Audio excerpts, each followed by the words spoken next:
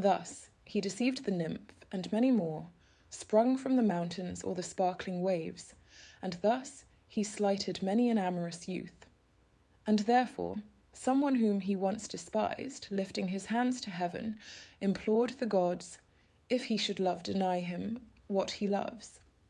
And as the prayer was uttered, it was heard by Nemesis, who granted her assent. There was a fountain silver clear and bright, which neither shepherds nor the wild she-goats that ranged the hills, nor any cattle's mouth had touched. Its waters were unsullied, birds disturbed it not, nor animals, nor boughs that fall so often from the trees. Around sweet grasses nourished by the stream grew, trees that shaded from the sun, let balmy airs temper its waters. Here Narcissus, tired of hunting and the heated noon, lay down, attracted by the peaceful solitudes and by the glassy spring. There, as he stooped to quench his thirst, another thirst increased. While he is drinking, he beholds himself reflected in the mirrored pool, and loves an imagined body which contains no substance, for he deems the mirrored shade a thing of life to love. He cannot move, for so he marvels at himself, and lies with countenance unchanged, as if indeed a statue carved of Parian marble. Long, supine upon the bank, his gaze is fixed on his own eyes, twin stars, his fingers shaped as Bacchus might desire, his flowing hair as glorious as Apollo's, and his cheeks youthful and smooth, his ivory neck, his mouth dreaming in sweetness, his complexion fair and blushing as the rose in snowdrift white. All that is lovely in himself he loves, and in his witless way he wants himself. He who approves is equally approved. He seeks, is sought, he burns, and he is burnt. And how he kisses the deceitful fount, and how he thrusts his arms to catch the neck that's pictured in the middle of the stream. Yet never may he wreathe his arms around that image of himself. He knows not what he there beholds, but what he sees inflames his longing, and the error that deceives allures his eyes. But why, O foolish boy, so vainly catching at this flitting form? The cheat that you are seeking has no place. Avert your gaze, and you will lose your love. For this that holds your eyes is nothing, save the image of yourself reflected back to you. It comes and waits with you. It has no life. It will depart if you will only go. Nor food nor rest can draw him thence. Outstretched upon the overshadowed green, his eyes fixed on the mirrored image, never may know their longings satisfied, and by their sight he is himself undone. Raising himself a moment, he extends his arms around, and beckoning to the murmuring forest. Oh, ye aisled wood, was ever man in love more fatally than I? Your silent paths have sheltered many a one whose love was told, and ye have heard their voices. Ages vast have rolled away since your forgotten birth. But who is he through all those weary years that ever pined away as I? Alas, this fatal image wins my love as I behold it. But I cannot press my arms around the form I see, the form that gives me joy. What strange mistake has intervened betwixt us and our love? It grieves me more that neither lands nor seas nor mountains, no, nor walls with closed gates deny our loves, but only a little water keeps us far asunder. Surely he desires my love and my embraces, for as oft I strive to kiss him, bending to the limpid stream my lips, so often does he hold his face fondly to me, and vainly struggles up. It seems that I could touch him. 'Tis a strange delusion that is keeping us apart. Whoever thou art, come up, deceive me not. Oh, whither when I fain pursue art thou? Ah, surely I am young and fair. The nymphs have loved me, and when I behold thy smiles, I cannot tell thee what sweet hopes arise. When I extend my loving arms to thee, thine also are extended me, thy smiles return my own. When I was weeping, I have seen thy tears, and every sign I make thou cost return.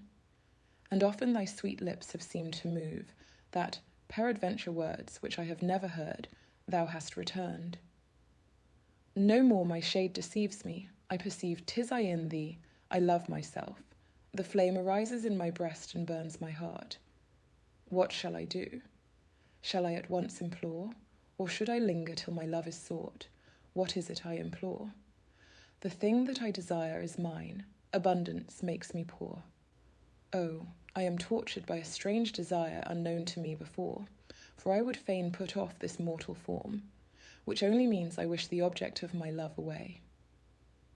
Grief saps my strength. The sands of life are run, and in my early youth am I cut off.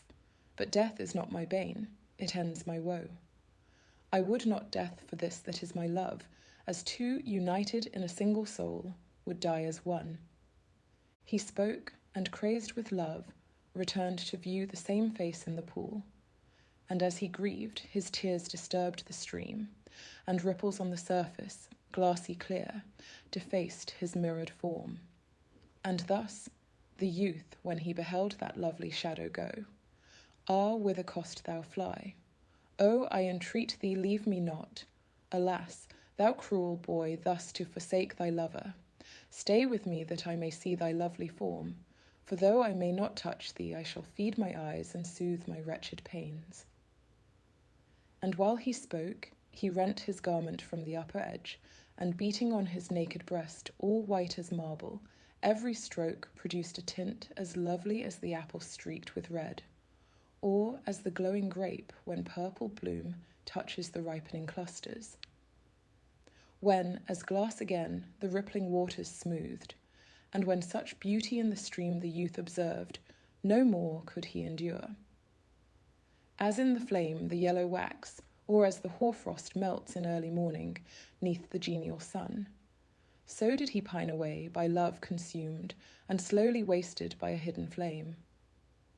No vermeil bloom now mingled in the white of his complexion fair.